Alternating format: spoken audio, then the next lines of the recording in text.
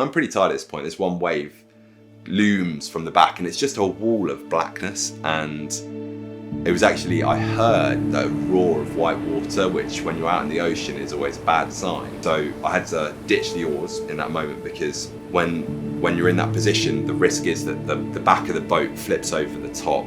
Obviously the wave crashed over the top of us, and we were fully submerged and jetting underneath the water, and then obviously eventually the boat breached back out the water and sort of slammed back, and I was on top of the rear of the boat where Max was sleeping in the cabin, and he opened the cabin door expecting to see me on the rowing station, and all he saw were just two empty oars just sort of bobbing around in the water, and I just could hear from the panic in his voice that he just thought I was gone.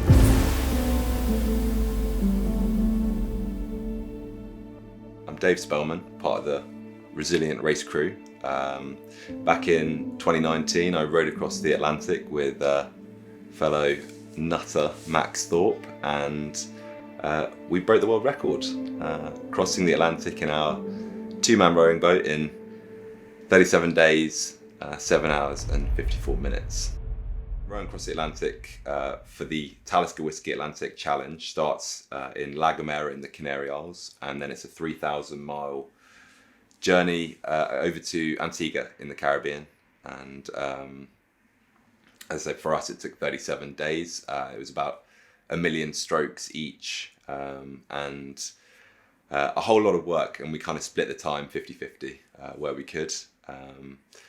And it would be about 16, 17, sometimes 18 hours of rowing a day, broken up over 24 hours. A day shift pattern, which would start with, an hour on and an hour off, and rotating. But so there was always one person on the oars, and then the night's basic pattern was sort of 2 hours on, 2 hours off, just to get a bit more time to sort of get some kip whilst the stars were up.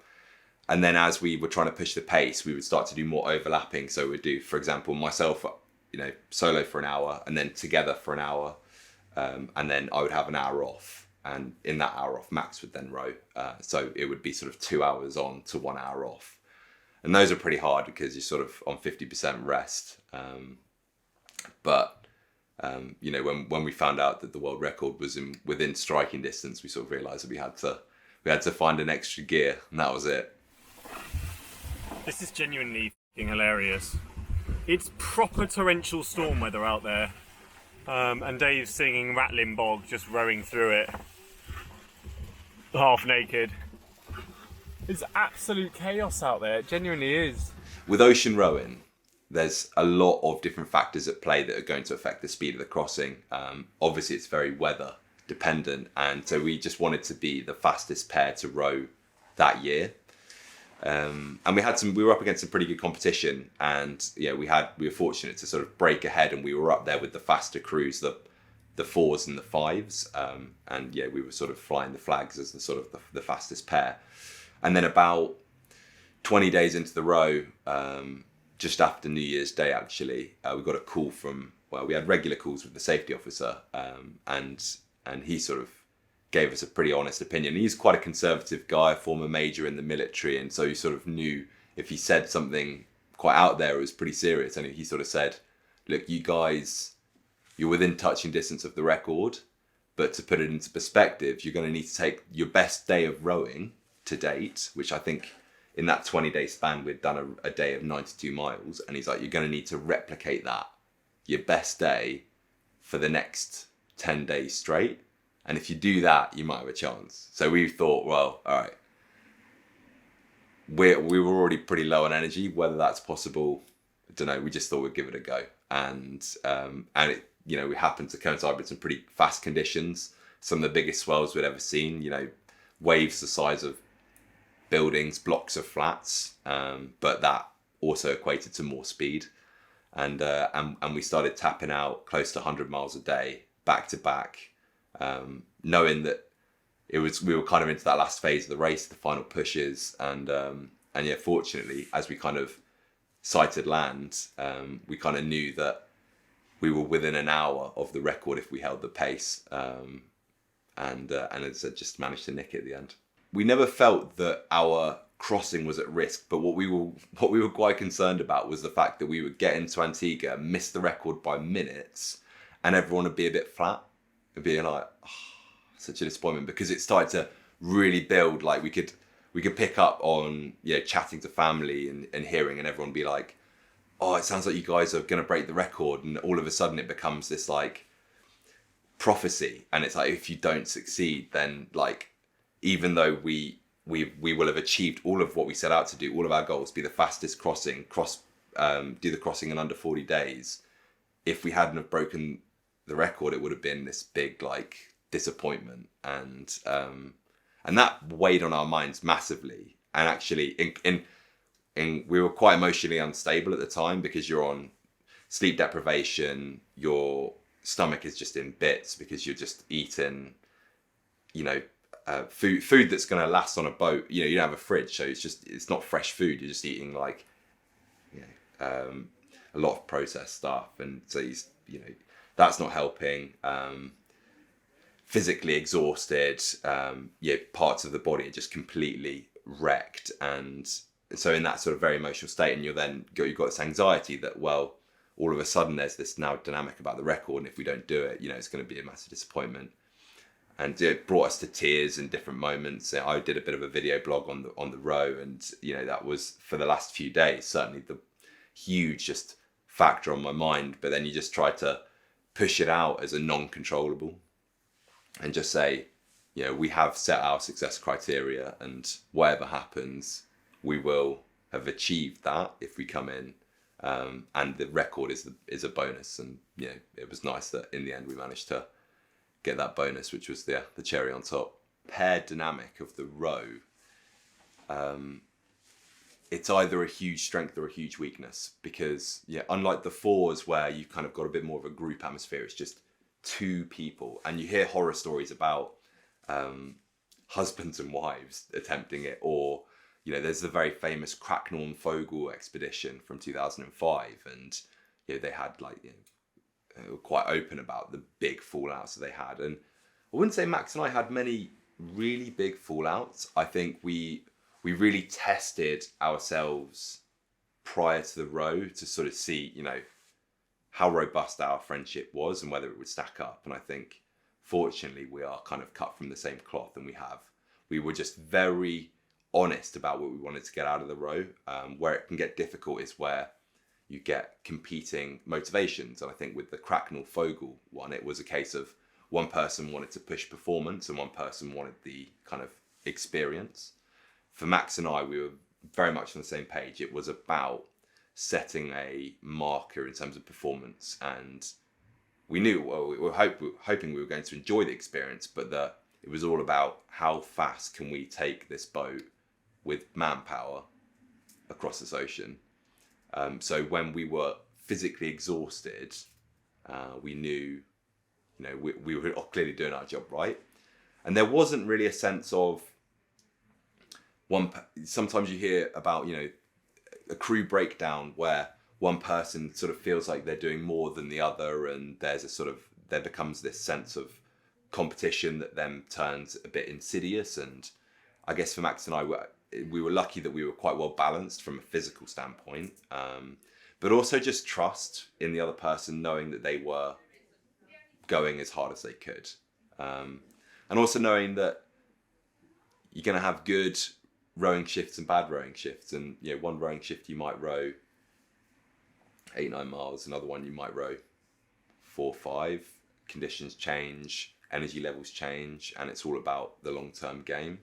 And just being really honest with each other. So when I talk about the way our teamwork was a huge asset, was a really solid understanding of where we were mentally at each point in time. And the analogy I like is the one on like gears and going up and down the gears and knowing where you are. And you can be in top gear and putting out your best shifts, but it might not be sustainable. And being quite honest with, you know, your rowing partner about where you're at, whether you feel like you need to just back off a little bit because you're going to burn yourself out, whether you feel you've got a bit more to give. And, you know, I think Max and I were pretty good at that, fortunately. And a lot of it comes down to communication and understanding. And that's not necessarily communication in the sense of a lot of it is talking through it, but a lot of it's also just emotional intelligence, reading body language, reading just a look in the eyes and just knowing where your partner's at. And so from that standpoint, I think, Max and I obviously, came very good, very close, even closer as buddies out of the road because, what an experience, but also amount of time to really understand that other person and how they respond and adapt to, all the pressures, all the challenges.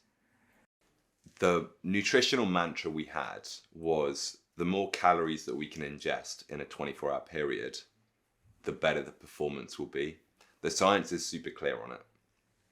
If you can put more energy into your body, you'll have better reserves to draw on. You'll be able to push your performance further. So it was more around how can we get 6, 7, 8,000 calories worth of nutrition into ourselves.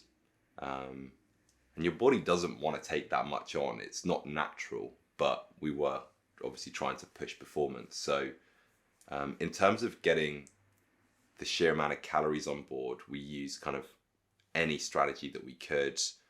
We were trying to get good nutritious food in, but then also, very calorically dense foods as well, chocolate bars, sweets, so, got your sugars there, but then also from lots of different sources. And it all takes a bit of a toll on the stomach, and you just kind of get a bit of, your stomach really starts to struggle managing all of that. Where we found we had a bit of a differentiator to other crews was that we had the nut butters, and nuts are incredibly calorically dense. Fats pack twice as much of an energy punch than proteins and carbohydrates. So by using the nut butter pouches and the early prototype of the long range fuel, we're able to just ingest a sufficient amount of calories to make sure that we were always pushing that net caloric intake up as high as possible. And I think our performance speaks for itself off the back of it. Greg gave us some fascinating insights into the benefits of, being able to properly fuel yourself. And my understanding is that most of the transatlantic row attempts and the crews are dramatically underfueled when they're doing it. And if they were able to push those numbers up 10% through like a long range fuel, you'd see a huge increase in output and performance. So we found actually going down the route of getting the nut butters in rather than like the high calorie sort of mass gainer protein shakes, for example. It was the former that was actually the differentiator for us. So that was a huge benefit. The last 24 hours were actually pretty hectic. The final night, where we were just outside of having sighted land, but we knew that it was probably less than 24 hours to go. We had an awful night of rowing. We got hit by rainstorms. The wind direction kept changing. Chop coming port side, starboard side. It was just, there was no settle, and it was incredibly hard to find any rhythm that night. And we went from being 4 hours ahead of the record pace to being about 7 hours behind it. And mental crises happening in both Max and my head of just having gotten so close and having been pushing it for days and days, and gone through broken oars and all of it, and to come so close, and then it sort of felt like it'd been snatched from our fingers. And it was daybreak on that morning, and a kind of realization of we're probably not going to make this record now. Like, we've lost too much time.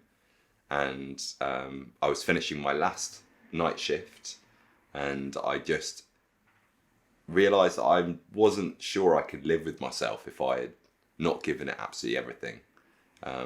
If we had to miss out on the record by an hour, and to think, I'd taken a couple hours off to just recover. Well, recover for what? We're at the end of the race. So I just decided, Max came out to do his morning shift to take over from me. And I just said, no, I'm not going to stop rowing. And he was like, all right, well, let's do an hour together and let's see how you feel. So we did an hour together, and he was like, how you feeling now? I was like, I'm tired. I'm not stopping rowing. And then we did another hour, checked in, another hour, checked in. And at this point, we'd started land, and kind of knew on the radio that we were closing in on that record again. And then the motivation came, and the constant state of adrenaline. And it got to the point where we were like, right, there's no more food breaks, there's no more water breaks. We were just in the zone. And I think, well, we were at least 7 hours, maybe 8 hours rowing together, veering around the final headland, being escorted in by the Coast Guard. And it was crazy because so often when people arrive at Antigua, in that moment, they're trying to take in that moment. So, they're not powering, steaming in. They're just sort of cruising in, all the family and friends, loved ones, the flares are going on, everything. For us, we were within minutes of the record. We didn't know whether we were the right side or the wrong side. We just knew that we just had to hammer it. So we were like head of the river, sort of stuff, going as hard as we could, every stroke. I got tunnel vision to the point where I everything was blacking out and I could just see the middle of Max's back because he was in front of me. And I just couldn't think of anything else other than just like, I was just counting the strokes in fives and just getting through the next five and getting through the next five. Until eventually I heard like horns and noises and everything. And I realized like we'd just crossed the finish line. I wasn't even aware if we had broken the record. I just wanted to go. I just wanted to give us as a good a chance as possible as breaking the record. And I mean, you'll see that in the photos, I collapse back in the seat and suddenly my vision opens up and I see all the light pours into my eyes. And everyone's screaming and you've got the press boat and the other and Rib and the guys are shouting, you've done it, you've broken the record, you've done it. And I say just that moment was overwhelming. There was the instant relief of just, wow, we've done it, okay, great. There was no way it wasn't going to sink in or dawn. But then just found a new relief of energy because I was like, no more rowing to do. We're done now. I dived into the cabin and grabbed out a couple flares and I was just like, I'm going to celebrate the shit out of this moment. Yeah, honestly, just everything just started pouring out and I yelled the loudest I've ever emitted a noise just in that moment of just pure expression of having gone as deep as I can as a human being in terms of drawing on any energy I have to get over that line in that time. And I just wanted to express that, so I just roared and it was an epic moment.